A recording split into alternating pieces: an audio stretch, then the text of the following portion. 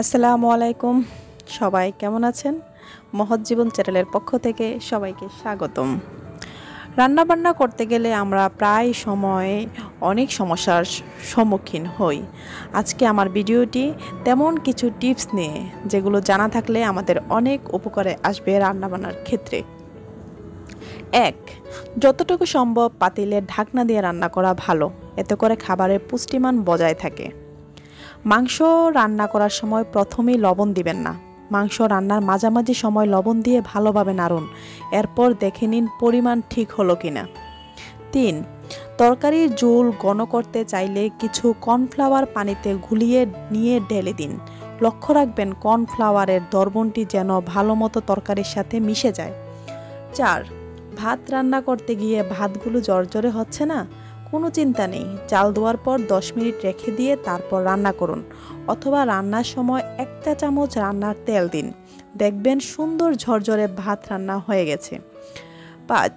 স্বাস্থ্যসম্মত মুরগির তরকারি খেতে চাইলে চামড়া ছাড়িয়ে মুরগি রান্না করুন, কারণ মুরগির চামড়াতেই থাকে প্রধান ফ্যাট। 6. সবুজ সবজি রান্না করতে চাইলে 1 চিমটি চিনি দেন, দেখবেন সবজি কেমন সবুজ দেখাচ্ছে। 7. পরদিন রান্না করার জন্য মাংস সেদ্ধ এবং ঠান্ডা করে ফ্রিজে সংরক্ষণ করে রাখতে পারেন।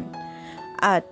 রান্নার সময় গরম পানি ব্যবহার করুন, রান্না ভালো হবে। 9. ফ্রিজের মধ্যে আশিটি গন্ধ এড়াতে ফ্রিজে 1 টুকরা কাঠ কয়লা রেখে দিন, 80টি গন্ধ চলে যাবে। 10. মাংস তাড়াতাড়ি সিদ্ধ করতে চাইলে খোসাসহ 1 টুকরো কাঁচা পেঁপে নিন। 11. মাছ মাংস বা ডিমের ঝোলে অনেক সময় লবণ বেশি হয়ে যায়, সেক্ষেত্রে ওই তরকারিতে কয়েকটি সিদ্ধ আলু ভেঙে দিন, লবণ কমে যাবে। 12. মুরগির মাংস বা কলিজা রান্না করার সময় 1 টেবিল চামচ সিরকা দিন, এতে যেমন গন্ধ থাকবে না, তেমন তাড়াতাড়ি সিদ্ধ হবে। 13.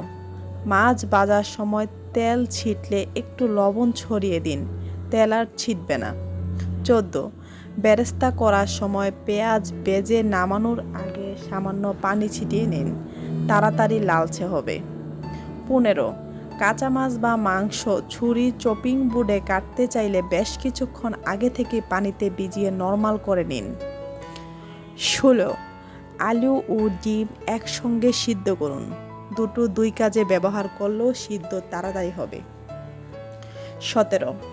অনেক সময় তাড়াতাড়ি স্যুপ রান্না করলে পাতলা হয়ে যায়, সেক্ষেত্রে 2টি সিদ্ধ আলু ম্যাশ করে স্যুপে মিশিয়ে ফুটিয়ে নিন, স্যুপ ঘন হবে। 18. ডাল তাড়াতাড়ি রান্না করতে আগেই রাতেই ভিজিয়ে রাখুন, তাহলে ডাল তাড়াতাড়ি রান্না হবে।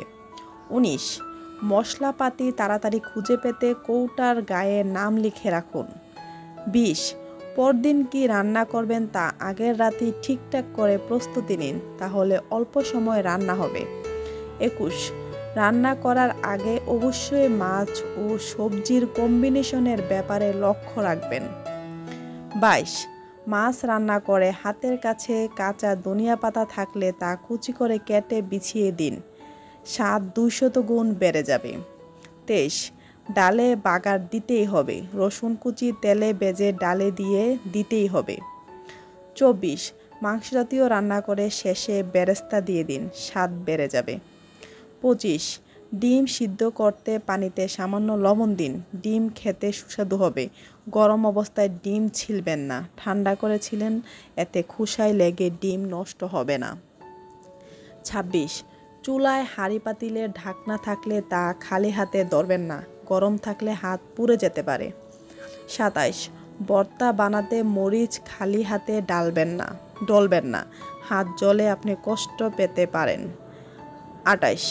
যে কোনো মাছ ভাজতে কড়াই থেকে একটা নির্দিষ্ট দূরে থাকুন, মাছে পানি থাকলে কিংবা ফুটে আপনার গায়ে তৈলের চিটকা পড়তে পারে, সাবধানে কাজ করবেন, দূরে থেকে নাড়ুন। 29. শুকনা মরিচ ভাজলে বা পুড়লে বাতাসে একটা ঝাঁজ তৈরি হয়, এতে হাঁচি কাশি এসে নাস্তা নাবুদ হয়ে যেতে পারেন। ভাজার সময় রান্নাঘরের দরজা জানালা ভালো করে খুলে দিন, প্রয়োজনে অ্যাডজাস্ট ফ্যান থাকলে তা চালিয়ে দিন। 30 ভাজিতে তেল বেশি পড়ে গেলে ভাজি কড়াই প্যানের একদিকে সরিয়ে কড়াই প্যান কাত করে রেখে দিবেন 15-20 মিনিট। তারপর ওই কাত করা অবস্থাতেই ভাজিগুলো বাটিতে নিয়ে নেবেন, আর ওই বাড়তি তেল পরে অন্য ভাজিতে ব্যবহার করতে পারবেন। মাংসের তরকারিতেও যদি তেল বেশি হয় উপর থেকে চামচ দিয়ে তেল উঠিয়ে ভাজিতে ব্যবহার করলে খেতেও ভালো লাগে। 31 এলাচ সম্পূর্ণ গুঁড়ো করে ব্যবহার করা ভালো। গোটা এলাচ কামড় পড়লে খাওয়ার মজাই নষ্ট হয়ে যায়। আবার এলাচ ভালো করে না ফাটালে তো সুগন্ধই হবে না। 32 সবজির রং ঠিক রাখতে ঢাকনা দিয়ে জাল না দেয়াই ভালো। আর কিছু সবজি আছে যাদের সামান্য সিদ্ধ করে ঠান্ডা পানি দিয়ে ধুয়ে ফেললে কিংবা বরফ কুচিতে রাখলে রান্নার পরও রং ঠিক থাকে। 33 কিছু ভাজিতে কড়াইতে তেল গরম হলে যা দেবেন তার সাথে সামান্য লবণ দিয়ে দিন, তেলের ছিটকা উঠবে না। 34 ডালের মজা জালে, অর্থাৎ যত বেশি সময় জ্বালানো হবে স্বাদ বেড়ে যাবে ততই। 35 যদি তেলাপিয়া মাছে কোনো গন্ধ থাকে তবে তেলাপিয়া মাছ হলুদ ও ভিনেগার লেবুর রস মাখিয়ে 15 মিনিট রেখে দিলে গন্ধ আর থাকবে না। 36 লাল সর্ষে তিতা ঝাঁজ বেশি হয়, হলুদ সর্ষে ব্যবহার করলে তিতা হয় না। আরেকটি কথা, সর্ষে বাটার সময় লবণ আর কাঁচামরিচ একসাথে বাটলে তিতা হয় না। 37 বর্ষাকালে লবণ গলে যায়, এক মুঠো পরিষ্কার চাল পুটলি করে বেঁধে লবণের পাত্রে রেখে দিলে লবণ গলবে না। 38 কাচের গ্লাসে গরম কিছু নিতে গেলে অনেক সময় ফেটে যায়, গরম কিছু ঢালবার আগে গ্লাসে একটি ধাতু নির্মিত চামচ রেখে ঢাললে গ্লাস ফাটবে না। 39 আলু এবং আদা বালতির মধ্যে ডুবিয়ে রাখলে অনেক দিন টাটকা থাকে। আলু এবং আদা। 40 যে কোনো খাবার রেফ্রিজারেটরে রাখলে ঢাকনা দিয়ে রাখা ভালো, এতে এক খাবারের গন্ধ আরেক খাবারে যায় না এবং রেফ্রিজারেটরও গন্ধ হয় না। 41 শিশি বা কৌটোর মধ্যে বিস্কুট রাখার আগে সামান্য চিনি বা মোটা কাগজের টুকরো রেখে দিলে বিস্কুট অনেক দিন মচমচে থাকে। 42 আঙ্গুর টমেটো পরবর্তী ফল ফুটন্ত পানিতে 2 মিনিট রেখে সঙ্গে সঙ্গে ঠান্ডা পানিতে রেখে সহজে খোসা ছাড়ানো যায়। 43 চাল ও ডালের কৌটায় কয়েকটি শুকনো নিম পাতা বা শুকনো মরিচ রাখলে সহজে পোকা ধরবে না। 44 কাঁচকলা ও লেবু প্রতিদিন অন্তত 1 ঘন্টা পানিতে ভিজিয়ে রাখলে বেশি দিন টাটকা থাকবে। 45 কাঁচামরিচের বোটা ফেলে পানি শুকিয়ে কাপড়ের বা কাগজের প্যাকেটে সংরক্ষণ করলে বেশি দিন ভালো থাকে। 46 চিকেন ফ্রাই চিকেন রোল এসব খাবার অ্যালুমিনিয়াম ফয়েলে মুড়িয়ে রাখলে সহজে নষ্ট হয় না। 47 সিরকা বা সোডিয়াম বেনজোয়েট দিলে আচার দীর্ঘদিন ভালো থাকে। 48 আচার বয়াম থেকে নেওয়ার সময় পরিষ্কার চামচ ব্যবহার করলে আচারে ফাঙ্গাস পড়ে না। 49 চিনির পাত্রের মধ্যে 2-4টি লবঙ্গ দিয়ে রাখলে পিঁপড়ে ঢুকবে না।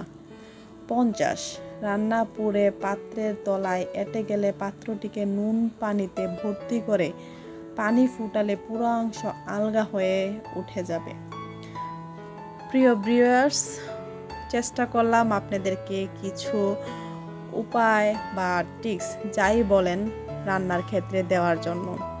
যদি ভালো লাগে এবং কি মনে হয় আপনারা উপকৃত হবেন, অবশ্যই আমার চ্যানেলটি সাবস্ক্রাইব করার অনুরোধ রইল।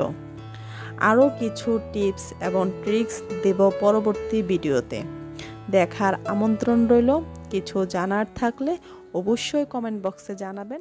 ভালো থাকবেন।